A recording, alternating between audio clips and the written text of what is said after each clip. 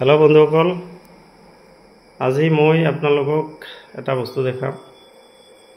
এইটো চাওক এইটো আমাৰ ঘৰৰ সদস্য হয় আৰু এই সদস্যজন ৰাতিপুৱা এবাৰ সন্ধিয়া এবাৰ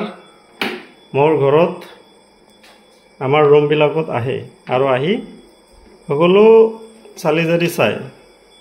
আৰু তেওঁৰ জন্ম হৈছিল আজিৰ পৰা 10 মাহ আগত তো এওঁৰ বয়স হৈছে 10 মাহ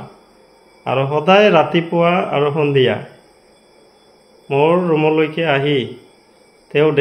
ড্ৰেছিঙত মুখখন চাই আৰু মুখখন চাই কিনে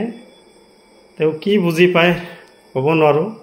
আৰু তেওঁৰ মুখখন সদায় ড্ৰেছিঙৰ গ্লাছত সদায় মুখখন চাই কিনে এনেকে বাহিৰ হৈ যায় আৰু সদায় মোৰ ৰুমত আহে সন্ধিয়া এবাৰ আহিব আৰু ৰাতিপুৱা এবাৰ আহিব এয়া চাওক একচুয়ালি এও হৈছে আমাৰ ঘৰৰ সদস্য ক'বলৈ গ'লে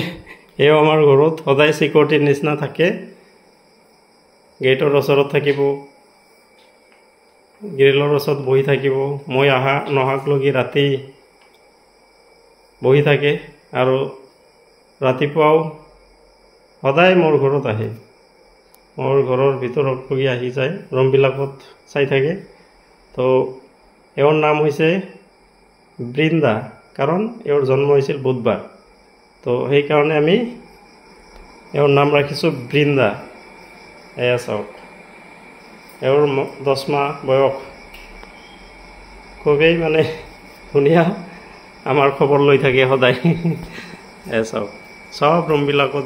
যাই কিনে ৰুম বিলাকত চাই কি আছে কি নাই এতিয়া অলপ কিবা খাব দিব লাগিব নহলে তো নাযায় কিবা এটা খাব দিম তো ঠিক আছে বন্ধুসকল